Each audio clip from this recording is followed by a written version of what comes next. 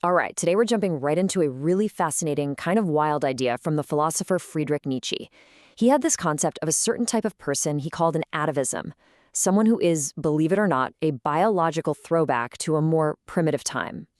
So, let's start with a little thought experiment. I bet you've met someone like this. You know the type, right? The person who just seems, well, from another time.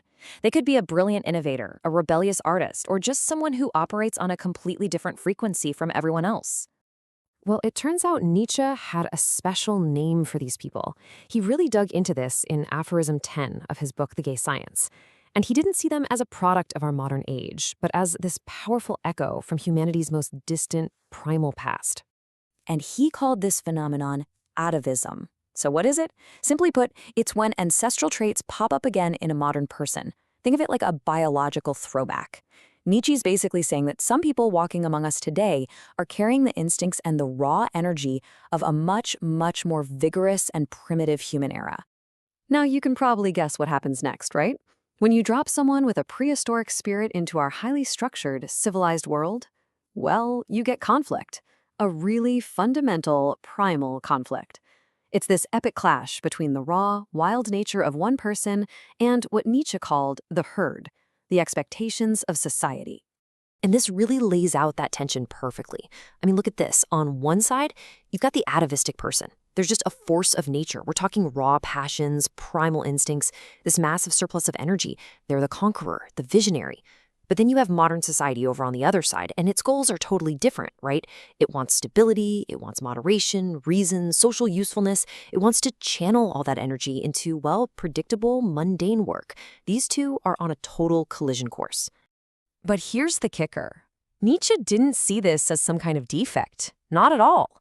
He actually believed these individuals have such an intense spirit, so much explosive energy, that they become, get this, teachers of the object of existence. How cool is that? They literally have the power to invent totally new meanings and purposes for life, stuff that the average exhausted person just can't come up with. Okay, so how does society deal with this kind of raw, untamed energy?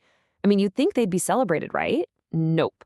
Society tends to react with a bit of awe, yeah, but also a lot of suspicion and, frankly, a whole lot of fear. And that fear leads to labels.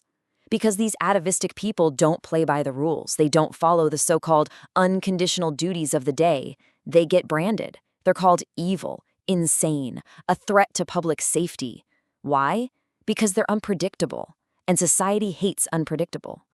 But this is where Nietzsche does what he does best. He just refuses to accept society's judgment. Instead, he performs this radical revaluation, taking that whole moral script of good and evil and completely flipping it on its head. And this is his argument in a nutshell. The person we call virtuous in modern times, Nietzsche sees them as, well, diminished, weakened, a tamed animal, basically. The atavistic individual, though, he calls them nobler. Now, hold on, not because they're morally better in our sense, but because they are more complete. They're biologically whole. And this idea is a direct shot at the belief that human history is just the steady march of rational improvement. So that leads to a huge question. Why would this regression, this throwback to a more primitive self, be a good thing? In fact, why is it absolutely necessary for the survival and future of humanity? Well, for Nietzsche, atavism is like a secret weapon for the species. It's what stops us from being completely domesticated, turned into a uniform, predictable, and ultimately super fragile species. These individuals inject a kind of dangerous but essential diversity. It's a safeguard against evolutionary dead ends, keeping us flexible and resilient. He saw them as wild seeds, ensuring the human forest can survive whatever comes next. They provide that explosive force needed for real change. And this brings us to what might be the biggest irony of all in Nietzsche's thinking here. Our most revolutionary, most modern future doesn't come from abandoning the past. No, it comes from embracing our most ancient, most primal impulses. He argued the true path forward is a synthesis. First, you have to reclaim that ancient instinct, that raw primal energy our ancestors had. Second, you fuse that ancient drive with all the knowledge and tools of the modern world. And the result? A completely new path, one that transcends mediocrity and forges a future toward what he famously called the Übermensch, a self-overcoming individual who creates their own values. What this really is, at its core, is a reclaiming of the will to power. That's the fundamental drive, to grow, to expand, to overcome. And it's the very force that Nietzsche believed modern civilization has been trying to stamp out of us for centuries. And that really leaves us with something to chew on, doesn't it? This isn't just some dusty 19th century philosophy. It's a lens we can use to look at our own world, right now.